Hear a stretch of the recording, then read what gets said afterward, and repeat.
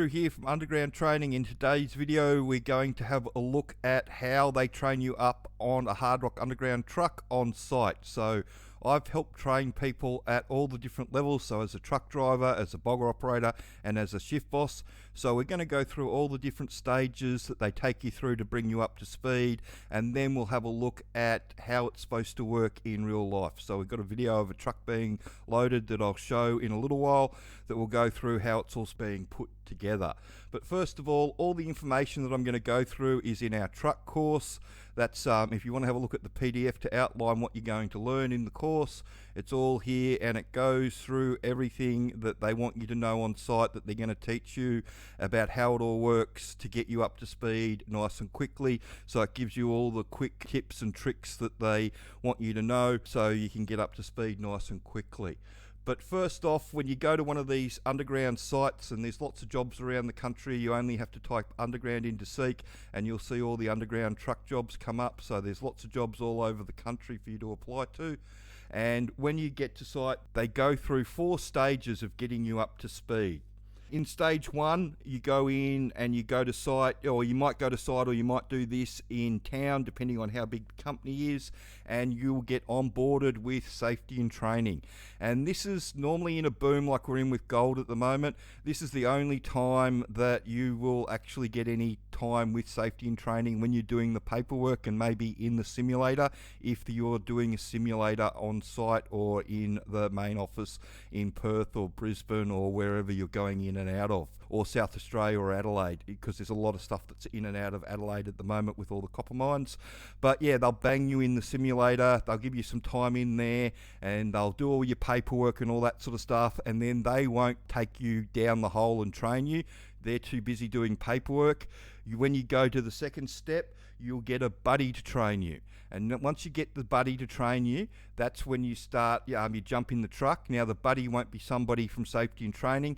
Chances are the buddy's just been somebody that's just been trained themselves. What normally happens is that you go with the buddy, and depending on the company that you're with, it normally is about 100 hours, so 10 days, 10-hour days. Sometimes, if they're not going to throw you in the truck straight away and get you driving up the decline straight away, sometimes that can be pushed out to 12 days or 13 or 14 days if they just want you to sit in the truck and drive around in the truck for a couple of days before they even let you loose on the steering wheel. But once they want to start training you, some places do it on the first day. Some places, like I said, they give you a couple of days sitting in the back first. But the way they do it is in stages. So it's all adding a little bit in each time. So the first stage that they get you to do is driving the truck up the decline. So you'll go with your buddy, they'll drive down, they'll get the load in the loading bay. Once the load's on, they'll get you out, maybe even to the decline or on the decline, and then they'll swap with you and you'll start driving up the decline and getting the feel for the truck. Truck operates like you're driving a snake. You've got to point it where you want it to go, and then you've got to straighten it.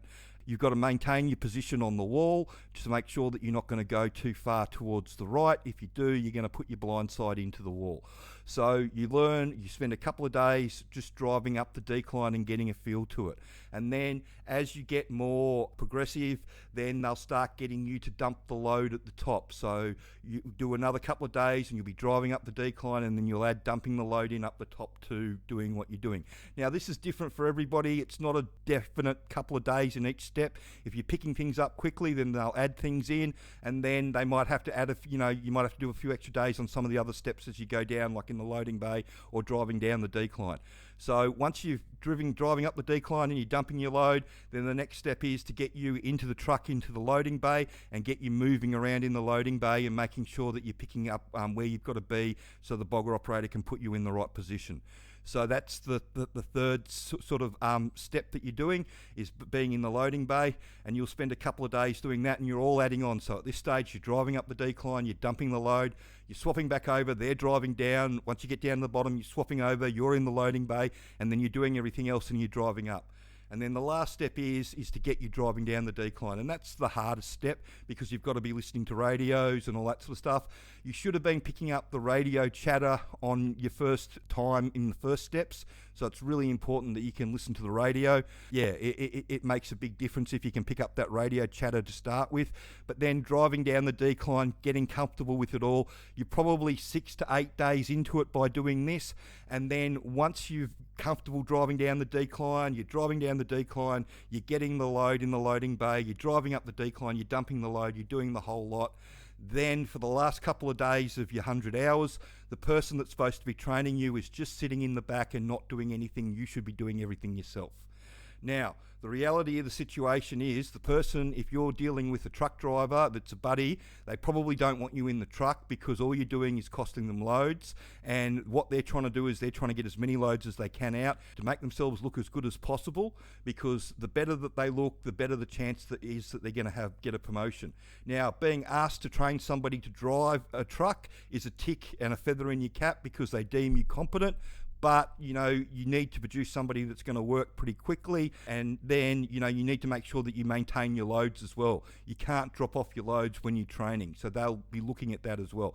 So people don't like to train truck drivers, and often what happens is that they will push you along a bit and not cheat, but just, push you out a little bit before you're ready, maybe sometimes, just to get you out of the truck, because after 10 days in the truck, they want you on your own. And then at that stage, you kick into stage 3. And that's when they say that you're competent, safety and training will come down, they'll ticket at you on the truck, and then you'll get your own truck, and then away you go from there.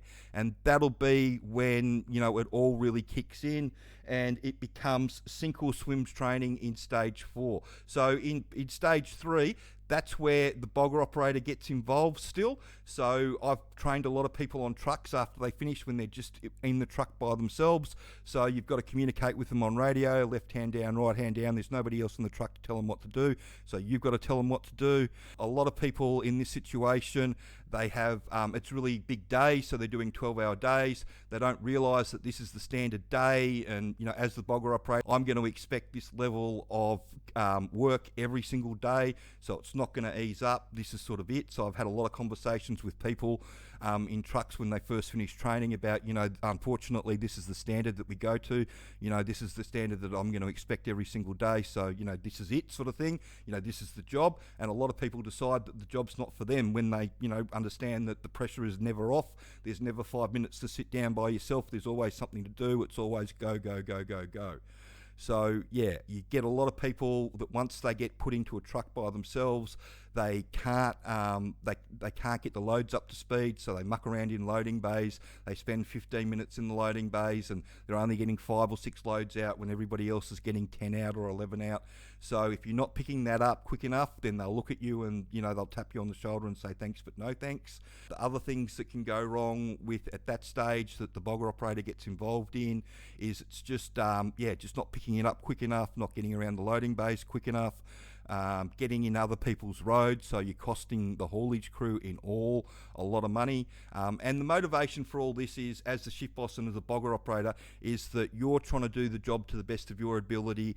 You've got to get the loads out, you've got to get the tons out. It doesn't matter that you're training truck drivers, they don't care, they still want their tons out. So that's when it becomes sink or swim training. And sometimes if the bogger operator can't correct the what's going on with the truck, they'll definitely let the shift boss know. I fall into the bracket where I'll go and have a look, follow the truck driver around for a little while and have a look, because I figure we spent a hell of a lot of money getting this person to this level, and before we boot them, we want to make sure that we can correct it. Often when the shift boss is getting involved talking to you about stuff like that with the truck, it's all about the fact that you're not actually listening to the instructions that they're giving you. So the bogger operator's giving you instructions, but you're not actually listening to them. You're panicking or doing whatever, so it's just a matter of calming you down, making sure you listen to instructions, maybe have a conversation with the bogger operator and yourself in the morning, after the morning meeting, just to see that, make sure that you're on the same page. But I've had a lot of cross shifts over the years as a shift boss, that once it gets to the stage where the bogger operator won't deal with it, they don't want to deal with it either, so it's just straight into the foreman. That truck driver's no good, give me another one next. The shift boss doesn't do the firing, the foreman does the firing, but it's pretty easy for the shift boss to go in to the foreman and say, this person's not working out, I need another person. So that's where you get all the huge turnover from. It becomes sink or swim training. If you get a buddy that's not really interested in showing you, they'll sort of push you out and you'll get your truck ticket, but you won't really be confident to be by yourself. That's where it becomes sink or swim, and that's where our training comes into it. It's got all the tips, everything that you'd be shown down the hole, or you should be shown down the hole by the buddy, where to position yourself, why to position yourself, all that sort of wonderful stuff is all included in the training. But let's have a quick look at a video now. I've talked enough about that, so I'll bring up this video. And this is a video of a bogger loading a truck, and as you'll see, it goes for just a little bit over 3 minutes, but this is the whole idea. You want the truck in and out of the loading bay in 3 minutes, and you just want this to happen every single time. And so listen to the radio calls as well. You can hear the truck radio calling to come back around. And you'll see this is the view from the bogger. You don't have a lot to look at, and the truck's coming around on its blind side, so when I'm in the bogger, I'm hitting the back of the truck. You can hear it, the truck driver's reversing back around. I'm looking for a point on the back of this truck here to hit. I'm not looking at the front, I'm looking at the back.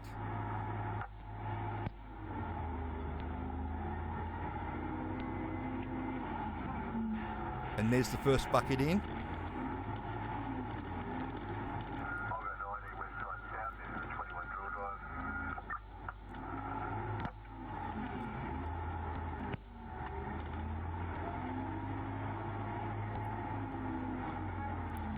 Truck pulls out of the way, bogger goes back in. Dirt could use a little bit more water on it, it's a bit dry.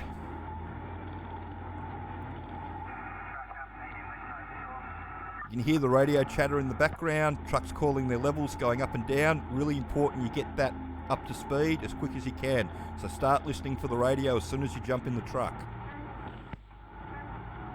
Nice full bucket of dirt. Backing around. Truck drivers looking in their rear vision mirror or in their rear vision camera. As soon as they see the bogger go past, they start reversing back around. Bogger's putting the truck up in the bogger's putting the bucket up in the air. You would have heard the horn there to stop the truck. Bang. Second bucket on. And as you can see, you've got a lot of visibility from the bogger seat.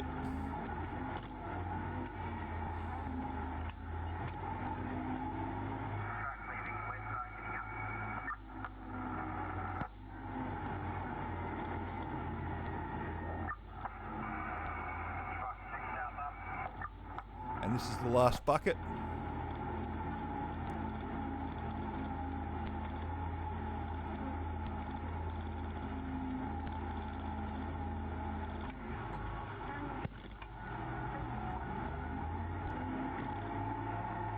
Another nice full bucket of dirt. It's not me in the bogger, by the way, guys, it's somebody else.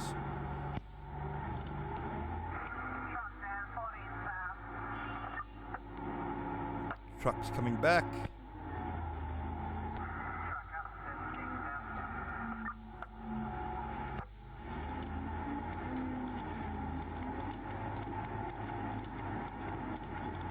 And this is what you want. They're putting the last bucket of dirt on. They're going to do the pat down, so you pat it all down so you don't rip any vent bag down on the way out till you get to the main decline. So that's the pat down happening right now. And the truck will back because it's the third bucket on. Flicker the lights. Bogger pulls forward. Truck takes off.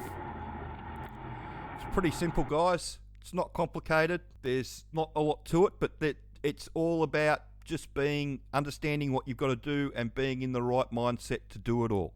And, you know, getting yourself up to speed quite quickly is the way to go. And the best way to do that is using the training, the DIY package, the 3-step plan package, or the work ready package. They all come with the truck course as part of it, but learning how to drive the truck is only a small part of what they need you to know when you come onto one of these jobs. What they really need you to know is everything. So you've got to learn how they drill it, charge it, blast it, bog it out, put the ground support in, make the levels, turn them into stopes and backfill it all with paste and leave it how we found it. Because you need to learn all that, because if you don't understand all that, then you can get in the way in the truck really quickly, unfortunately. So the more you know about how it all works, the easier it is to get get one of these jobs. But that's the 4 stages that they train you on site. They bring you up to speed. It becomes sink or swim training. You either get it or you don't. Unfortunately, a lot of the buddies that are showing you how to drive the truck on site have only just been shown themselves, and then you can be left in the lap of the gods with how good they are. But there's lots of work all over the country that you can apply for. As you can see from, if you just type underground into Seek, you'll see all the jobs come up. And if you want to learn how it all works, then the best way is with the training. It's all in there. Operating the truck, driving the truck up and down the decline, getting the load, dumping the load. It goes through the whole 9 yards, so you're all prepared for when you go to get there, so you can jump in the deep end and get up to speed as quickly as possible.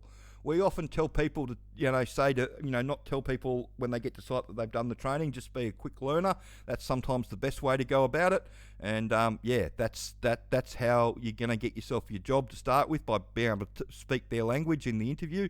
But also that's how you're going to secure your job on site, is by being able to get up to speed quite quickly. And don't forget, it does become sink or swim training in the end. Ultimately, you'll get left alone in the truck by yourself to do the job. You're either going to be able to do it or you're not. And the more you know about it, the easier it is to go. So I hope that answered a few people's questions about the different stages of the teaching people how to drive a truck and how they do it on site. They go through a lot of new starters, unfortunately. It's just the nature of the beast. A lot of people get up there, and when they find out that they've got to work for the whole 12 hours and it's all full on, they don't want to do it anymore. A lot of people get up there and, they've got an idealistic view of what mining is and they don't want to do it anymore. There's just, the more you know before you go, the easier it is to get the job, because the employers are looking for people that have done their research properly, because they get so many people that get up there and just go no straight away. So I hope you found that information helpful. If you've got any questions about how the industry works, please send them through. And if you could share the video around and like and subscribe to the channel. And if you want to find out more information about the training's at undergroundtraining.com.au. Or if you want to talk to somebody that knows how the industry works, the phone number's at the end of the video.